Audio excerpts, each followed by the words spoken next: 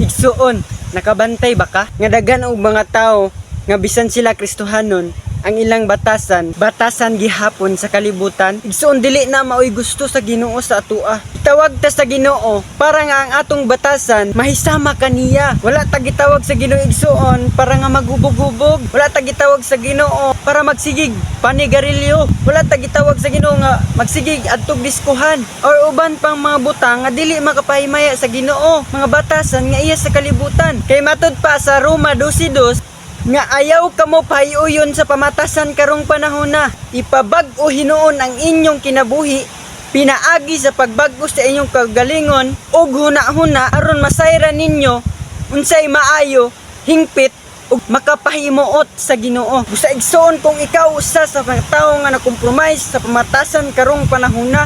Karon na ang panahon igsoon nga magmata na ka sa kamatuoran. Kay kung ang imong batasan gyapon sa kalibutan, dili gid ka makapahimuot sa Ginoo. Munang igsuon, ayaw na pahiuyon sa pamatasan karong panahon na.